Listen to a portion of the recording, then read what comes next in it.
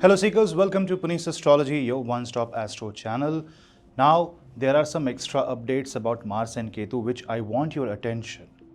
Listen to this video carefully till the end because a lot of you are experiencing a Mars and Ketu conjunction in Leo for the first time. This conjunction is happening after 1989. So try to understand the importance, one of the reason being the sign of Leo where the conjunction is happening. On the other hand, towards the mid of July, Mars and Ketu will come closer and closer in the Falguni Nakshatra, which means this is going to affect the energies of Falguni, which is more about love, comfort, association, partnerships, and also about friendship and marriage. So let's discuss that in detail, but do not forget to hit like and subscribe and share the video among family and friends, and also write your suggestions in the comment section. Towards the end, I'm going to ask you a question, and if you know the answer, do write your answer in the comment section and I will give the heart to the answers which are correct. Having a Kundali in your pocket, in your phone, in your tablet will come handy because whenever there is a transit and you are watching such videos, you can directly go to your horoscope and check how it is related to your own horoscope. How is the Dasha Mahadasha right now running in your life?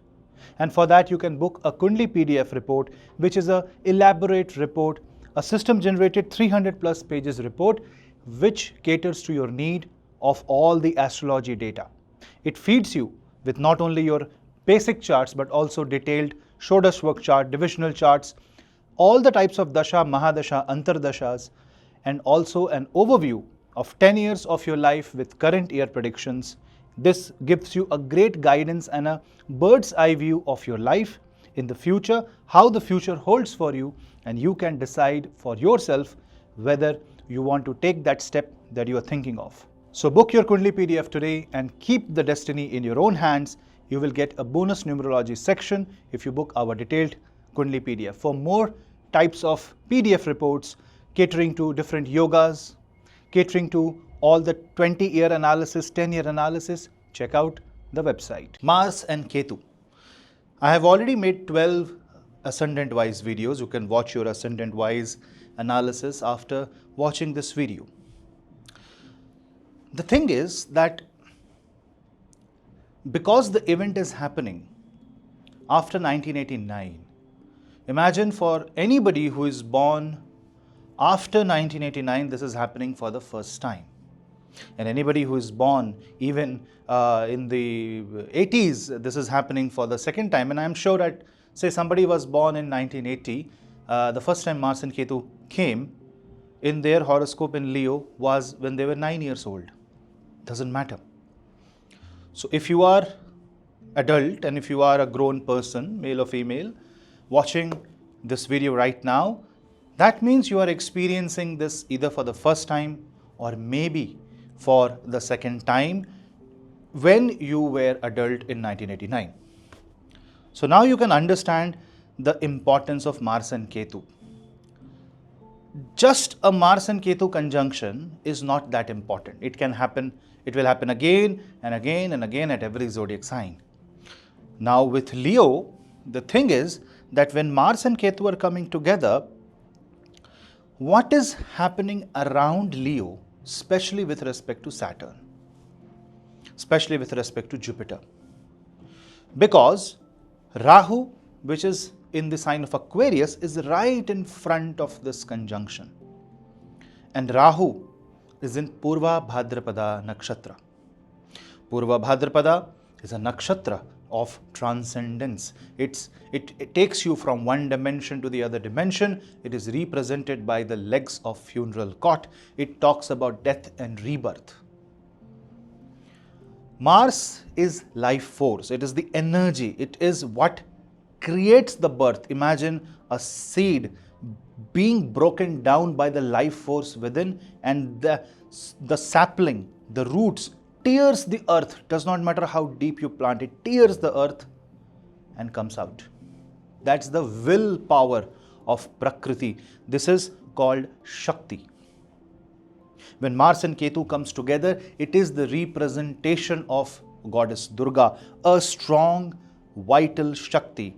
And if you are absorbing the positive energy of Mars and Ketu, definitely you will be able to become greatly successful at what you do. Why? Because Mars on one hand represents passion, aggression, willpower, your justice, law and order situation, and discipline, or like an army, like forces. The will to execute and win at any cost. That's Mars for you. Mars is not diplomatic at all. Mars is military. Mars is army general. Mars is sheer brute strength, power. In Leo, it wants to overthrow kingdoms. It wants to overthrow a lot of energies and wants to win. So when you absorb such energy, you get tremendous enthusiasm and force to overcome any situation of life. While you try to overcome any situation of life and try to be a better version, try to upscale your life, try to upgrade you, the question is, how are you doing it? Rahu in Aquarius is definitely going to create some malicious attempt in making you believe that associating with negative energy will support you. I will give an example. Someone who is trying to, say, go into the path of Tantra, watches a YouTube video and starts chanting mantra. There is no guru involved, there is no knowledge involved. Just because the mantra was available and mantra seemed to connect, you think it is how you are going to attain moksha, how you are going to attain Tantra. And after some time, it backfires. And when it backfires such a hugely that you are left with nothing. Who made you believe that the mantra that is coming on a YouTube video is actually good for you? And I'm not saying that you have heard it from a very renowned guru or a renowned Jyotish. I'm just saying there are a lot of places from where things can come. That is Rahu. Aquarius is humanity, society. When Rahu comes into picture in Aquarius, you will see a sudden technological boost throughout the world, and you are seeing the drone warfare, the manpower being replaced by the AI and the bots. This is what Rahu wants and what Rahu will do in the next 1.5 years. And that is where you will also accept the fact that technology will become so advanced that it will start replacing a lot of things in our lives. That is the point where a lot of people will become a little bit freer. Try to understand from a very events of life, like a chain of events that continues for 1.5 to 3 years. If you use a lot of technology, you become a little free. You get a little bit of time, you try to explore something else, and suddenly Rahu distracts you and you are coming to do something else. Now you're suddenly consuming alcohol, you got money, you are having and partying with the friends. Now this Rahu in Aquarius is trying to tame you slowly over a period of 5, 10, 15, 20 years. It takes your soul away from the path of Dharma. Mars and Ketu is one event which is so special that if you absorb this event positively, it kind of acts as a capacitor. It stores the energy and slowly releases over time and does not allow Rahu to unnecessarily distract you. But only if you consume Mars and Ketu in positive manner. Why? Because it is happening in Leo, and Mars and Sun are king and the military general. Ketu is kind of the weaponry and the army. The distraction of Rahu, well, you have to see whether Rahu will win or Jupiter will win. Why am I saying this? Because Jupiter is in Gemini. I am going to explain this video in a very technical manner, so try to follow me. Jupiter is in Gemini and it is in trine with Rahu. That means you are in a dual mode, whether to apply your knowledge for good or whether to take the lucrative shortcut path that the devil is saying to you. I will say, take the longer route and follow the path of Jupiter.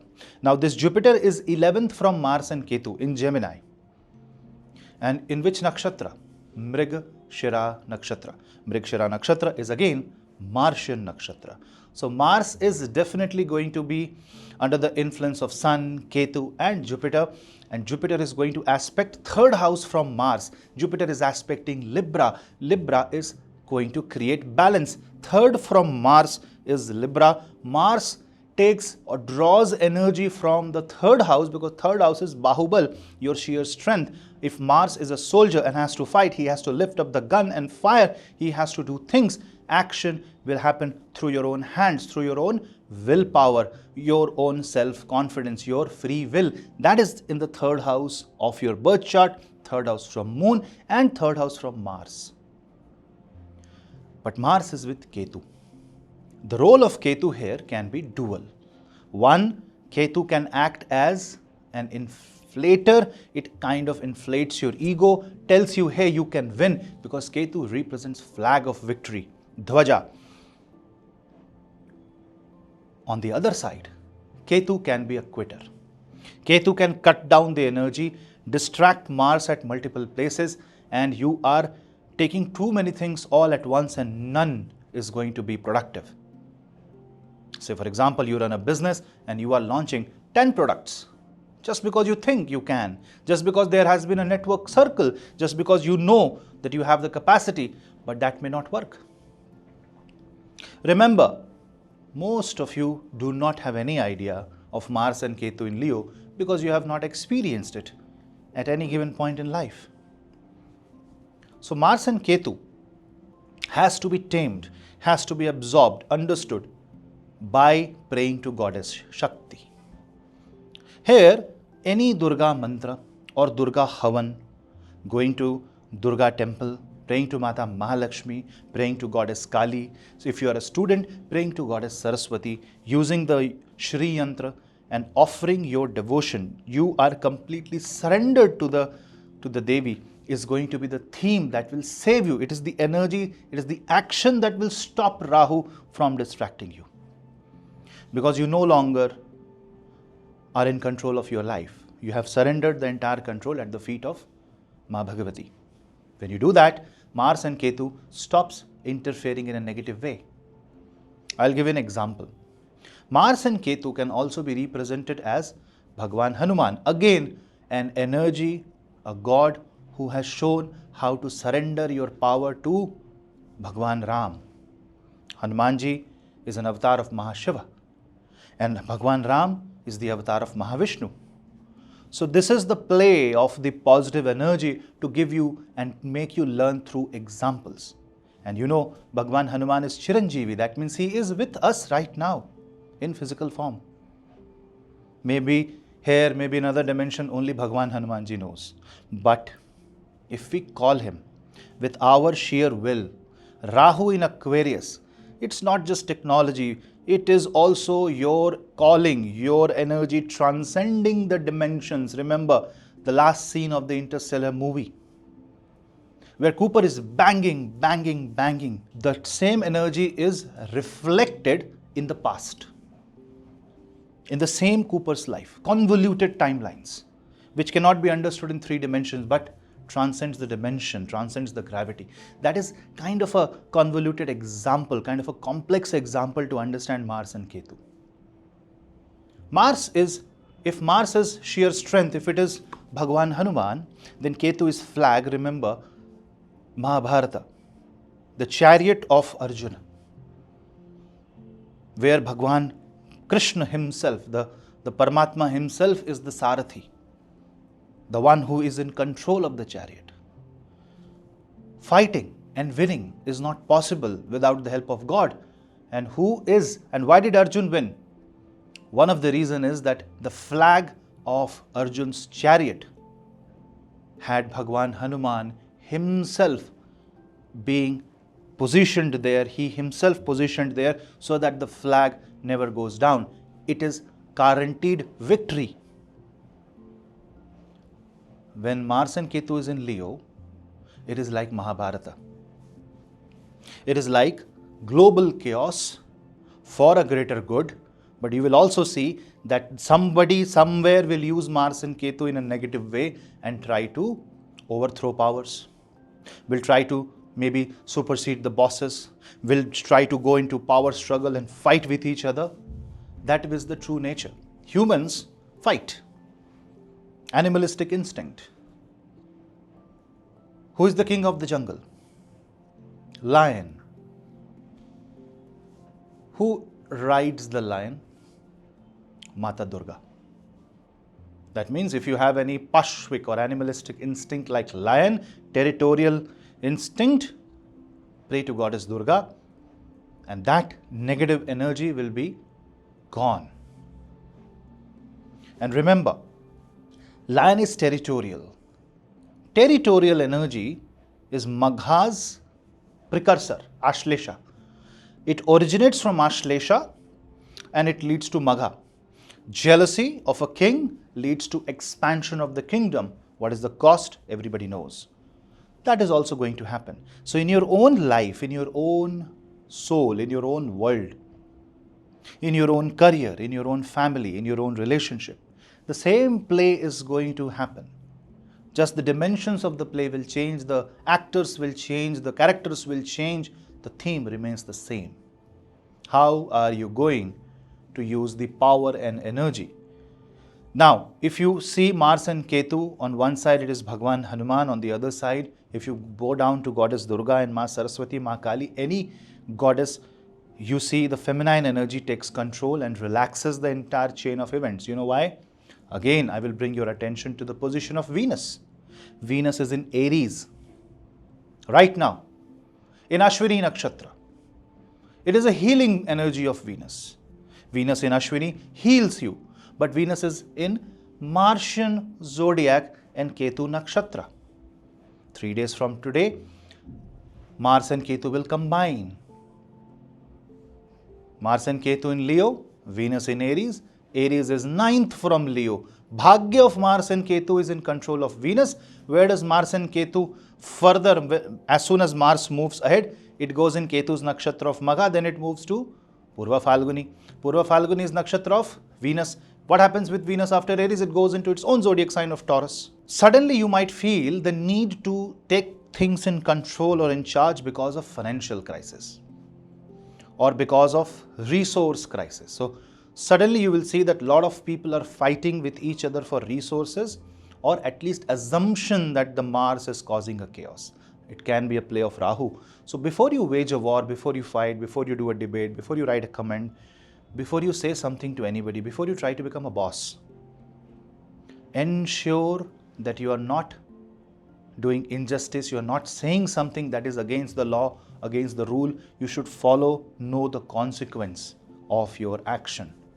Even Arjun was confused. So he asked God, they are my relatives. How should I throw arrows at them? How do I fire them?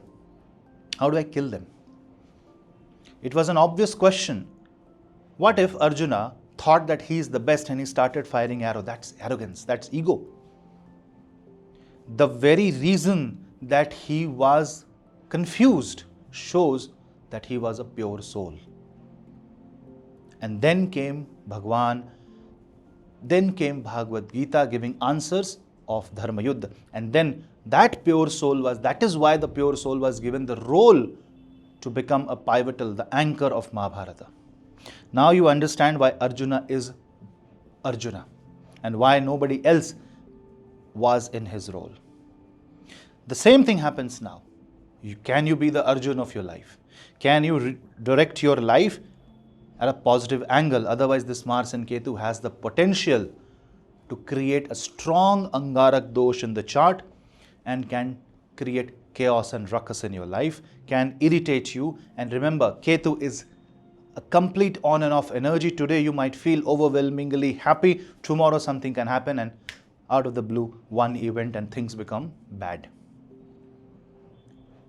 I'm not going into the geopolitics. You might follow me on my Twitter account.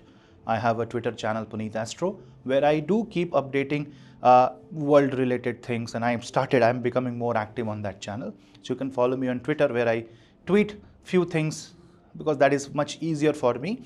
So you can follow me there for anything related to geopolitics or something that is connected with the entire world. I will give some hints, but here you try to understand that on a personal level, Mars and Ketu is very, very crucial. And this energy can turn out to be highly, highly productive. It can hit your Kundalini. Mars and Ketu is Mooladhara Chakra. Mooladhara chakra is the root of everything. It's the fundamental. So Mars and Ketu is going to hit your fundamentals, and solar plexus is Leo. So imagine it has the potential to create strong fear and an urge to attack. And if you do that without thinking the consequence, without proper planning, well, it becomes a mockery. Obviously, Mars have an 8th aspect on Saturn. That means Mars wants to break rules. It's a great time to break the shackles. Saturn is also on the feet. But imagine if Mars is having 8th aspect on Saturn and 8th house is also occult, and if you're touching the feet of the goddess, everything is calm, everything is okay. You try to become God yourself, wait for Mahabharata to happen in your life.